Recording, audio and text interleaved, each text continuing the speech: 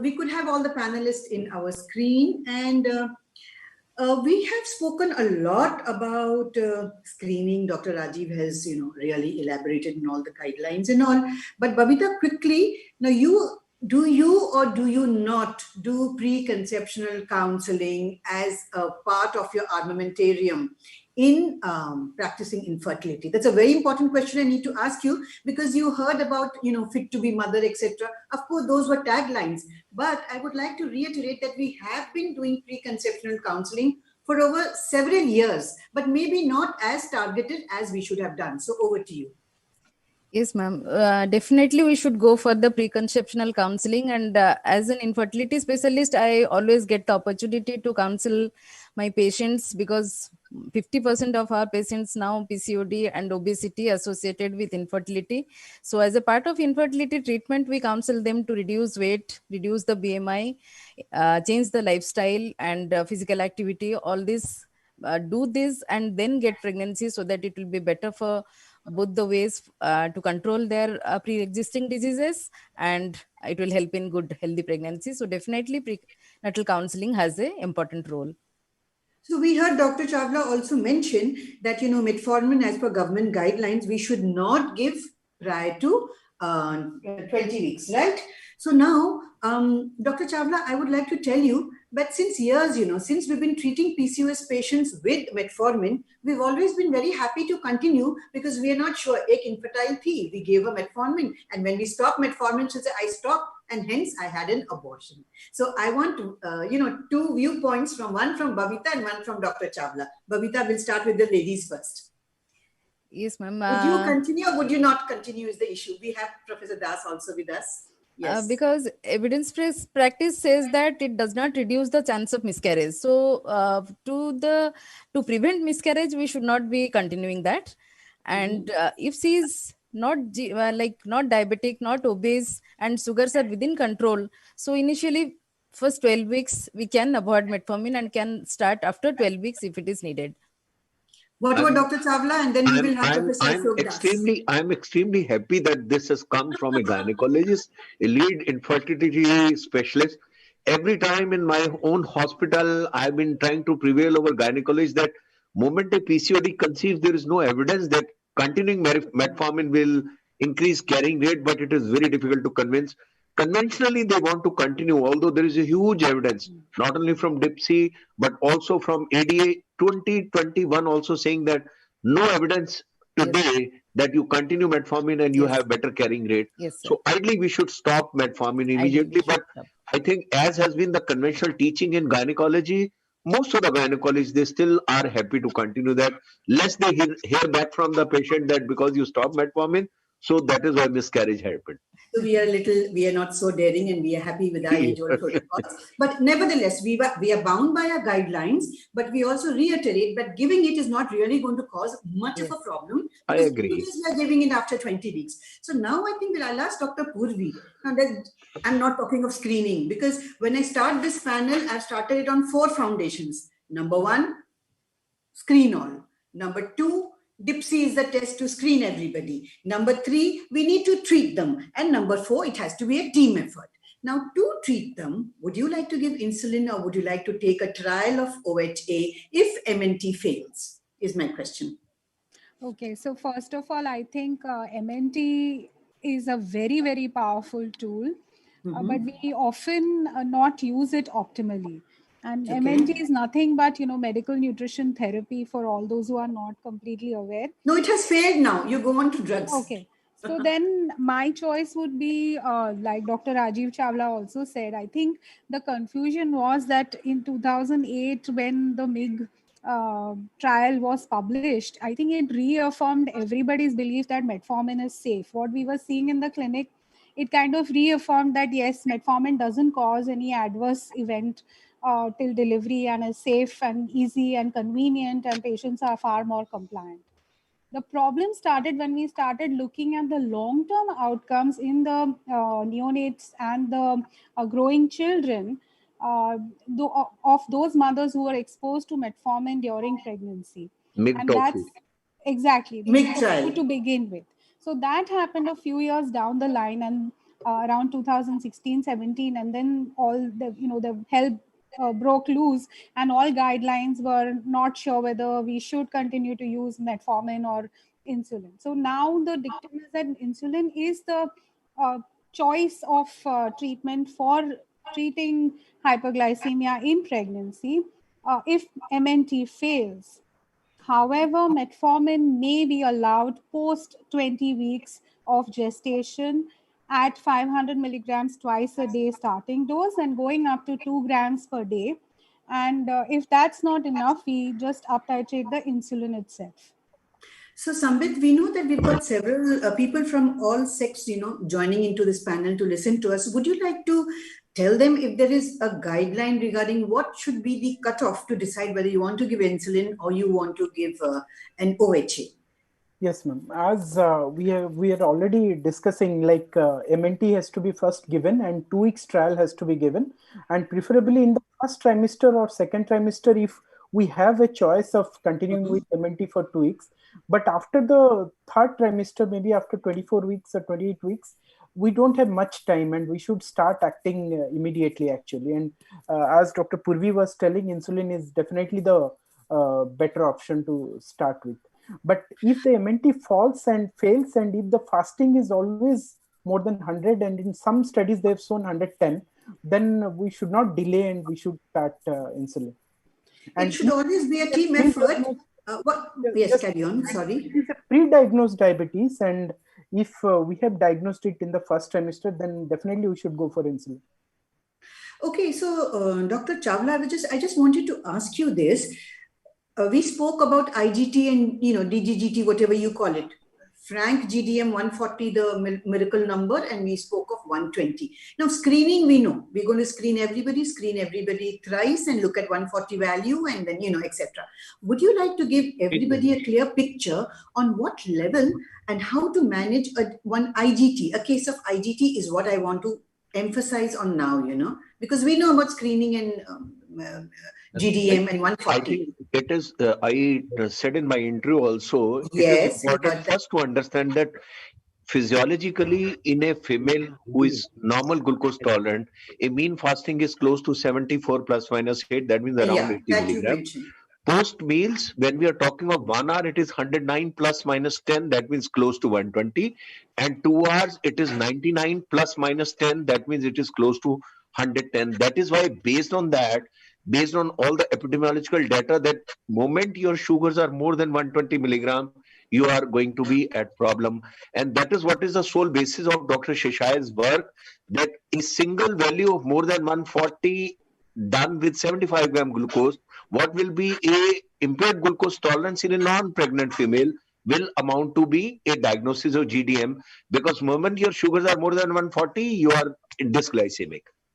Yes, so would we like to tell everybody 140 we know, we're going to stamp her as a GDM, but even the 120 ones should not go scot-free. You've got to give them some effort. This is what I wanted actually. That is what I am trying to differentiate, that in a normal female, you as a gynecologist know better than me that anyone who has a normal glucose tolerance in pregnancy will not exceed 120 by all means. Correct. Whatsoever they eat, whatsoever they consume. So if you have sugar even between 140 to 120 to 140, there is a huge evidence today that amount of dysglycemia is also going to add to macrosomia. And I'm really impressed with Dr. Sheshai's presentation, in which today he has shown that all those females who were not diagnosed, picked up in the first trimester, subsequently, not only they had macrosomia, they also had sort of bad outcomes subsequently, even if they were picked up in the third trimester. That is the basis of doing a early screening at 12 to 13 weeks in Indian ethnicity. If you go by ADA criteria, they are not talking of first trimester screening at all, except the targeted screening. We are talking of a universal screening because we know almost 20% or 18%, he has shown that figure, they are having dysglycemia of pregnancy right in the first trimester. If we miss that, we are going to have macrosomia.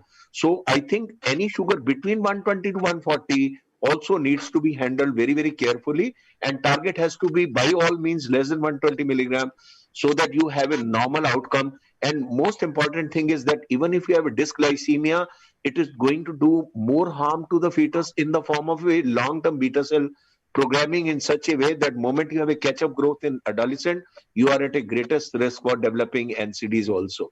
So I think that is also important from preventing that growing prevalence of NCDs in offsprings, those who are born to gestational diabetes mothers, or even if they had some degree of intolerance or dysglycemia during early pregnancy. Thank you, Dr. Chawla. This was a fantastic and lucid explanation. So now we've decided, we know she's a GDM. Now we've also decided that yes, insulin is the first choice. So we've come to two conclusions. Dr. Sambit, over to you. What are your views on monitoring this patient? What about use of insulin pumps in CGM and all? If it goes haywire, she lands up in labor. What is your view on these things? I don't think we use them much here. Pardon? Yeah, ma'am. So since we have landed up in insulin right now, so the best option is to give a basal bolus insulin, and preferably which have been approved, like Detamir as a long acting, and the human rapid, the short acting insulin, or the rapid acting insulin which have been approved, except the glulysin. So these are the insulin has been approved, and we can Also continue with the NPH. basal bolus insulin, or with NPH as the intermediate or the long acting insulin. So and if we have the glycemic control in a bad shape, then we can try for a infusion insulin pump also, and that also reduces the glycemic fluctuations, and that gives a better outcome, and there are studies to prove that also. Fine. So I just deviating a little away from insulins. Purvi, what is your experience on acarbose? I simply ask this because just last week we published a little article from Cuttack in PubMed about acarbose, and I'm just we did it in a very small population, just 50 insulin and 50 acarbose, and I would like your views, Purvi, on the use of this drug. I would absolutely love to use acarbose in our pregnant patients to control GDM, because most of them, have, of course, insulin resistance also plays a huge role, but most of them have this postprandial glycemic peak, which is a problem. So acarbose technically, theoretically would work the best and is probably safe, but only lacks long-term data. So I should congratulate you on your recent publication, because that's going to encourage a lot of researchers to actually design proper studies for acarbose. It will be a really viable option coming up for our, those mild, say DGTT patients, or even with mild hyperglycemia. It would be fantastic to be able to use acarbose. The thing is, there is no Dr. Chawla, yes, your support. comments, please. Yes, sir. Prior to your publication, I haven't seen it yet. I'll be happy It seeing is your Kotasa publication. There is only data which is on 91 patients on acarbose. Yes, sir. They have shown that control may be good. The only problem possibly in pregnancy comes out to be GI intolerance. This is one drug which is not systemically absorbed, so there are hardly any issues in terms. And as Dr. Puri very rightly said, we are primarily handling a postprandial hyperglycemia in GDM. A true GDM will hardly require a basal insulin. I'm not saying that they will not require, but most of them with MNT and with 3 boluses of iprendial insulin, they do well. So they might be the right candidate for acarbose therapy if they are not keen going on insulin therapy, and if especially their dysglycemia is not very severe. We would love to have a long-term study with acarbose. Ma'am has a very nice publication, and I had gone through that. And theoretically also acarbose is very good, but the only thing is that we don't have a bigger trial or exactly. I understand that. Yeah, for pregnancy, I think we have to be a little bit cautious. No, but it is category B. It is approved. Category B, acarbose still gets mentioned as category B. So, sir, Dr. Chawla, in pregnancy, except folic acid, no other drug is category A. Even the iron that we are giving is category B. So maybe we can look forward to something. Except folic acid, nothing is category A for exactly. us at present. So that's fantastic. So, sir, we with all the panelists, we've diagnosed, we screened the patient, we have given her whatever we need to come, and now we need to monitor her. Over to you, Babita. What would you kind of just give us a few liners on how we should actually manage these patients? as per the antenatal schedules, and when would you like to interfere in such a case? You deal with high-risk cases, so. Yes, ma'am. If she is a simple case of PCOD, no history of diabetes before, then we can just ask her to continue with MNT and monitor her blood glucose. And if it is, as rightly sir said, fasting should be less than 90 and PP is less than 120, we can continue with that.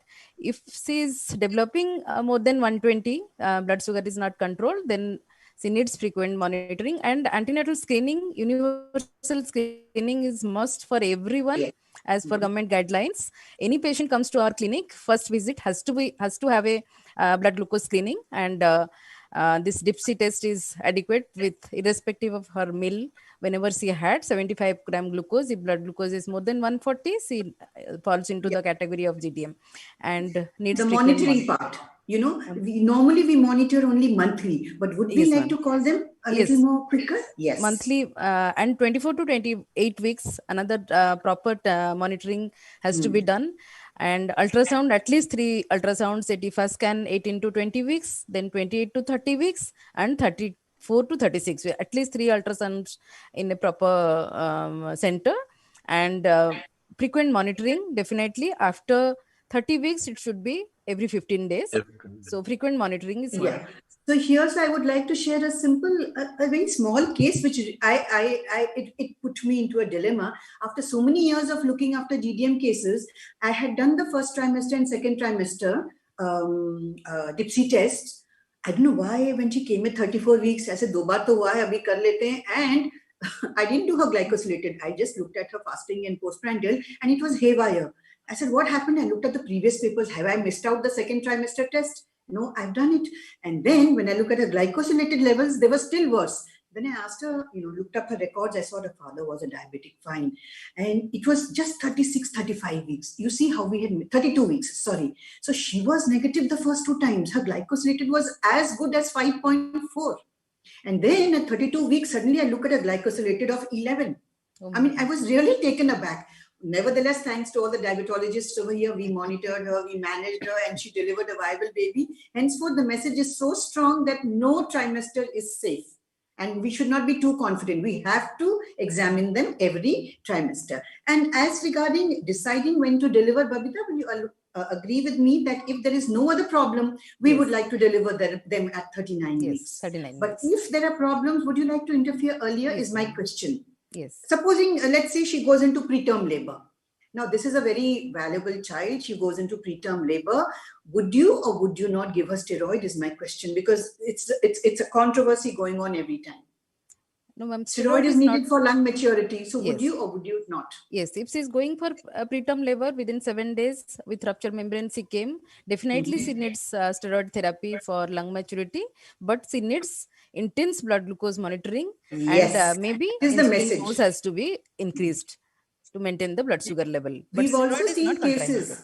It's not contraindicated because, at one point of time, they were saying, don't give the steroids, the blood glucose will go very high. So diabetics, steroids are contraindicated. No. But then you used to forfeit the child. So now the dictum is give the steroid, keep monitoring her, increase the insulin.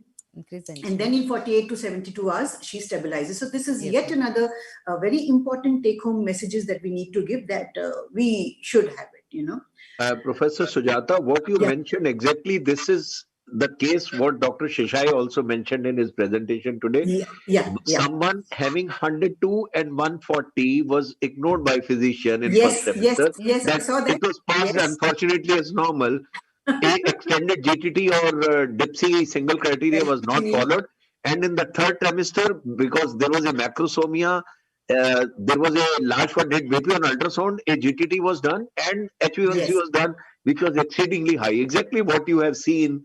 This is what he has quoted, that most of the physician will ignore 102 or 140 in first semester, saying that it is normal.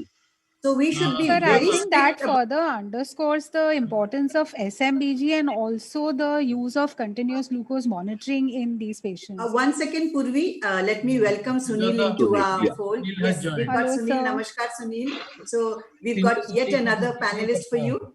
And Sunil, we were just, Purvi was just talking. I let her finish and then we shall go ahead. We've got Professor Ashok Das. Purvi, go ahead. I'm sorry for interfering. No, not at all, ma'am. So I was just saying that this further underscores the value of SMBG in our patients with hyperglycemia or suspect hyperglycemia also. Even that SMBG done weekly, when you give them the chart with marked readings that you want them to bring and follow up in a few weeks, you can pick this up. Or even the value of continuous glucose monitoring wherever resources allow us to use that. And there's a very nice study called Concept, which was continuous glucose monitoring in known type 1 patients, which also beautifully shown that mild reduction, there was mild reduction in HbA1c in these patients, and that was associated with decreased insulin use, lower stay in the hospital, and improved neonatal outcomes also. So I think there is definitely value in intensive glycemic monitoring and even the use of technology wherever applicable and possible. So we've got two things to look at now. One would be having delivered her, we will not go into the neonatology part. Contraception is very important because after once a GDM, two things are important: preconception and counseling before she embarks on the next pregnancy with targeted control of her blood glucose values and how to monitor her is one question. And second question would be, would be the ideal contraceptive. So I think Babita can look at the ideal contraception part and the others can, look into postpartum monitoring with Sunil. So Babita, could you go into the monitoring part of contraceptive? Yes, Sunil, you are there for the postpartum monitoring and all the questions you need to ask. So after delivery, she definitely needs a contraception measure before she plans for the next pregnancy. So among all contraceptive measures, the IUD, intrauterine device like copper T and all would be the best for her. And barrier condom also is not bad. But coming to the OC pills, low dose pills can be used, but not the progesterone only pills, which will cause increased insulin resistance, and those should be avoided. Only POP pills should be avoided. Otherwise, best will be the IUCD, ma'am. So it's worth discussing here with our physician friends that we normally like to give progesterone only pills to every patient postpartum, because estrogen is supposed to interfere with the lactation part of the lady. But in diabetics, we do not like to give the progesterone only pills. And there was yet another study which said that if you give a low dose pill, which Dr. Babita just said, with the combined pill of ethinyl estradiol and levonorgestrel in low doses, they saw that neither did the lipoprotein level change, nor did the glucose values get affected. And there was this small comment in the end which says that after 6 months, they saw that there was improved insulin response to oral glucose. I haven't really read this anywhere else except in 2 or 3 studies. So if any of you would like to comment on that, Dr. Sunil, you could take it on from here. Dr. Chawla, Sambit, Purvi, anybody. I think what ma'am has told, the intrauterine devices are the best mode of contraception. But again, low dose OC pills is another preferred this thing, and we can use it without interfering with the glycemic control. And it has been shown that in patients who are diabetic, even not with GDM or post GDM, even those who are diabetic, we can use low dose OC pills safely. Over to you, Sunil. Yeah, the postpartum follow-up, I feel who will be taking care of this, Samit or Dr. They'll all take care of it, I guess. No, honestly, I could not attend the earlier part, so I'm not sure what questions have already been covered. No, it's okay. There can be little repetition. Sujata madam will help me out getting those things done. No, we've not done postpartum follow-up, and I think we can have a lot of discussion regarding blood glucose vis-a-vis HbA1c levels, because the gynecologist will know that HbA1c has come out recently in the 2020 NICE guidelines. I'm waiting for that level after the physicians finish their talk. Can I comment on that, or it's already over now? HbA1c? No. Sunil, please continue. Yeah, we were waiting for you to comment. So, when it comes to monitoring, we have to monitor fasting, post breakfast, post lunch, post dinner. Very, very important. When it is pure gestational diabetes appearing typically in the second or third trimester, we expect that it is going to be purely a postprandial hyperglycemia. Fasting invariably is going to be normal. In that situation, you have to only control the postprandial peaks, and that's why post breakfast, lunch, and post dinner, which usually many people don't monitor. And we have observed that in this part of the country and many others, possibly the dinner is highest and breakfast and post lunch is usually well covered. And that part remains uncontrolled because they don't monitor it. So that's another message, that you should be monitoring that. If the fasting is remaining normal, then you can monitor it little less. But the prandial blood glucose and data has very clearly shown that you control the postprandial spikes, and you can even reverse the macromegaly. You can see the reduction in the abdominal circumference after controlling postprandial peaks, and that is very, very important. As far as HbA1c is concerned, I feel HbA1c cannot be used as diagnostic tool. It can be certainly used as a monitoring tool, especially at the time of diagnosis, and especially those those who are DIP, category of DIP means either pre-existing type 1 or type 2, or those who are clinically pre-existing diabetes but being diagnosed for the first time during pregnancy. These are two categories which actually involve diabetes in pregnancy in this umbrella of HIP. Second is GDM. So in this DIP category, HbA1c may play a role for giving a prognostic sign or prognostic kind of counseling to the patient and the relative, that your HbA1c is around 10 or 11, then chances of having congenital malformation is very, very high, around 20 to 25% in the first trimester if they have. Means not only congenital malformation, but the poor outcome that can be high. And if it is near 7 or less than 7, less than 6.5 is good, less than 6 is best. But if you can achieve, even if it is around 6.7, the risk gets reduced to almost less than 5%. Less than 6 is almost 1 to 2% as that of the normal population. So HbA1c can be a good marker, and it cannot be done every 2 or 3 months. It has to be done every month.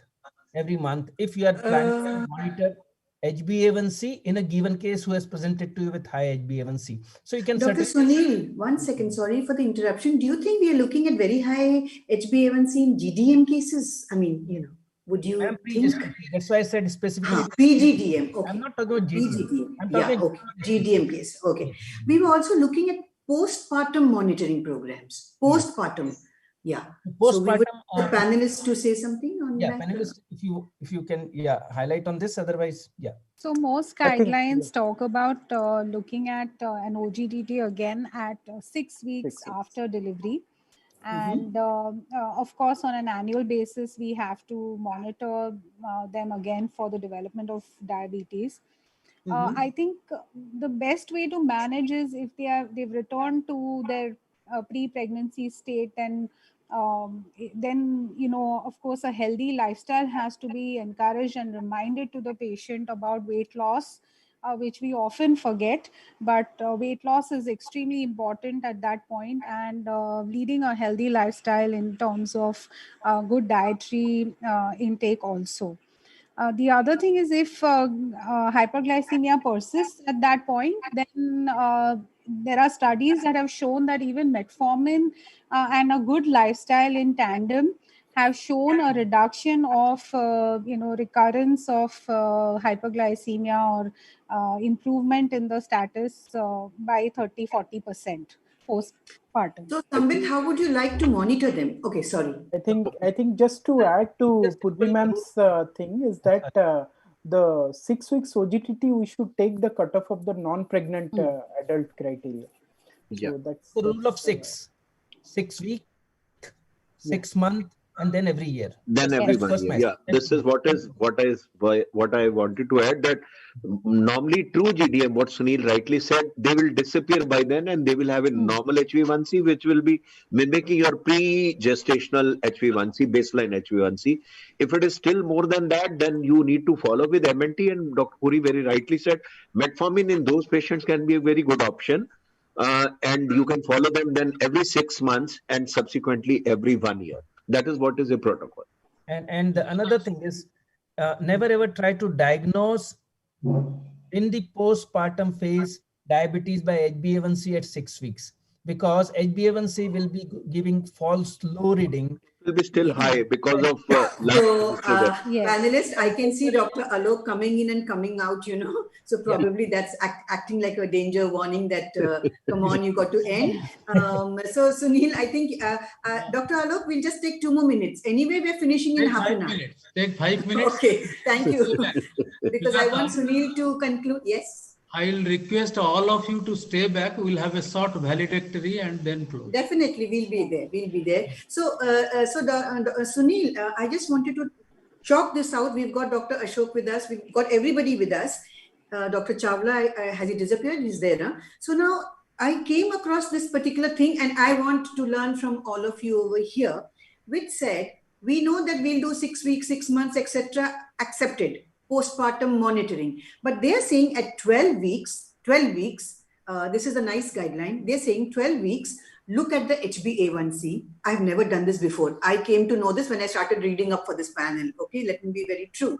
So they said, if it is anything less than 5.7, tell the patient that she has a low probability of becoming a type 2 diabetic. And of course, she takes care of her lifestyle and the annual checkups and all.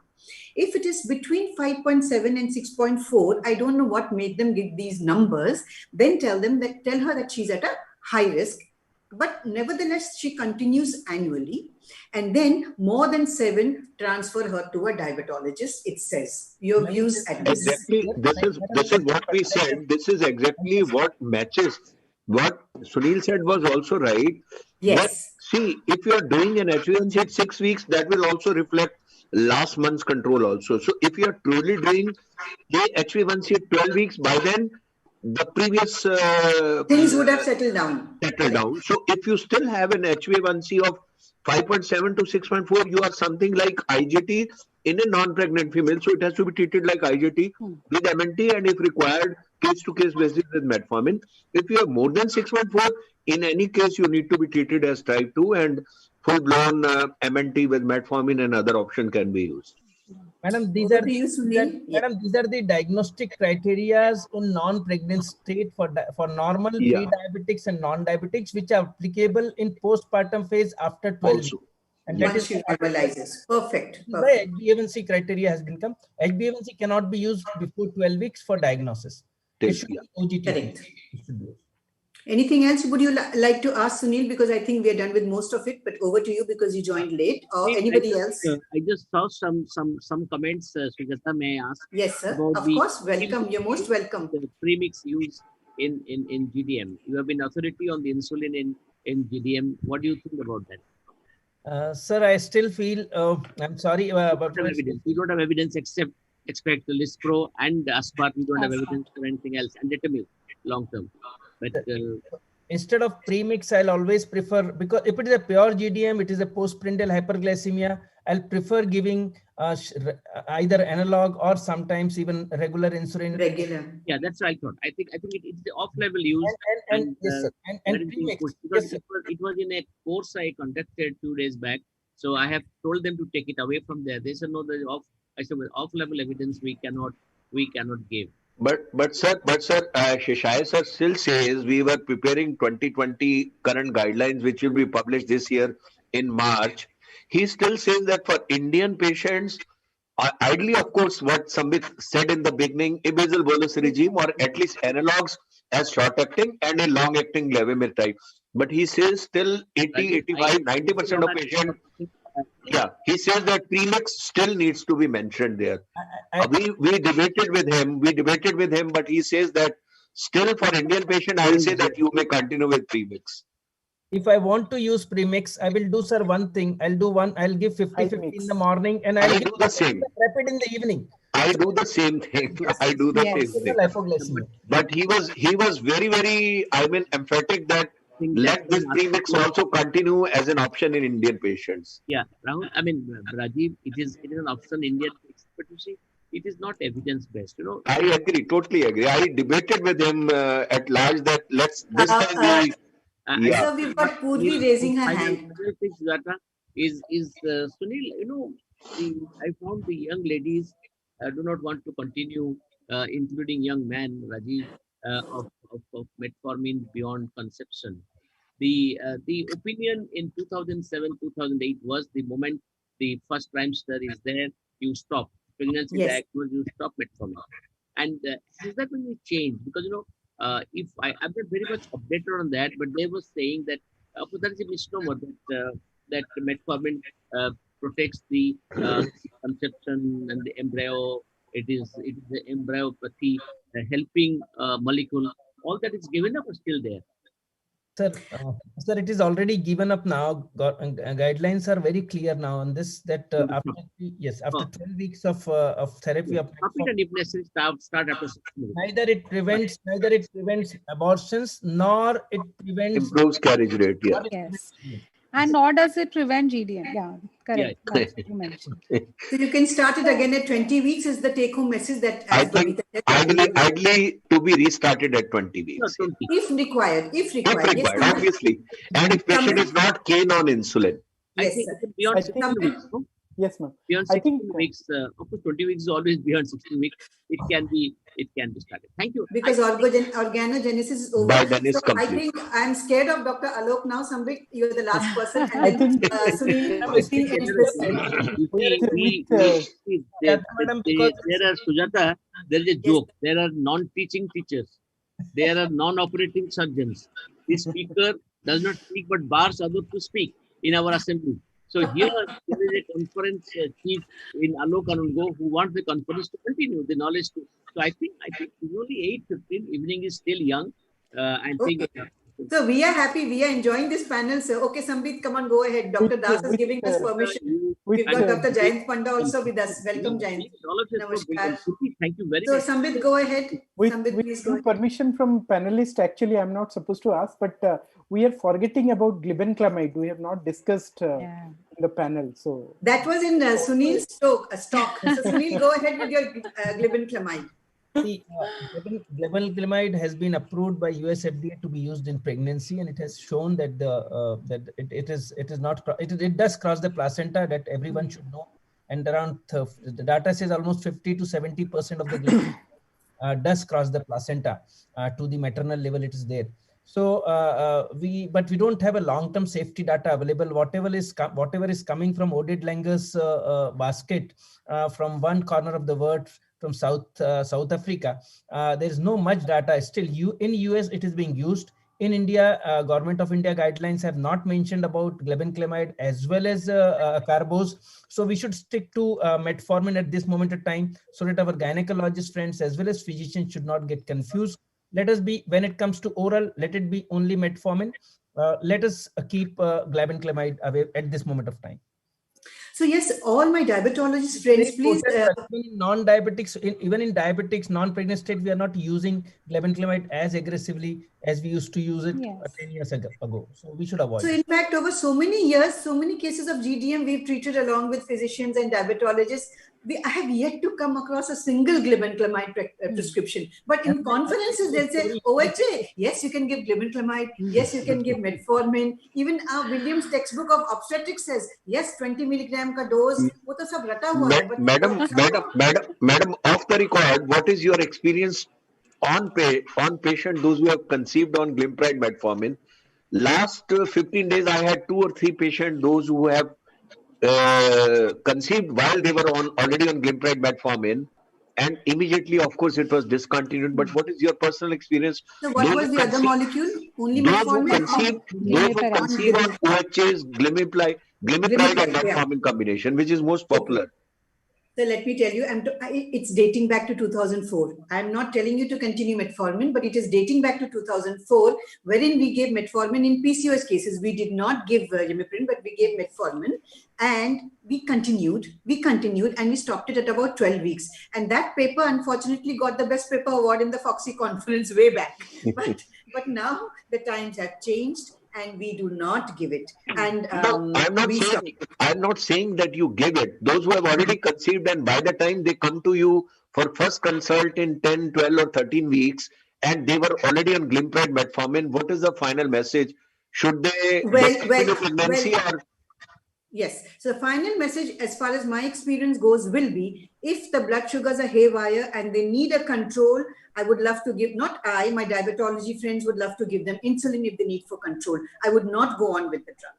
No, no, please listen me. I'm not saying that we will continue. Obviously, same day we discontinue, but they have already conceived on Glimepiride metformin. What is your advice? Should they have a DNC done, or they can continue pregnancy after? They will continue. They will continue pregnancy.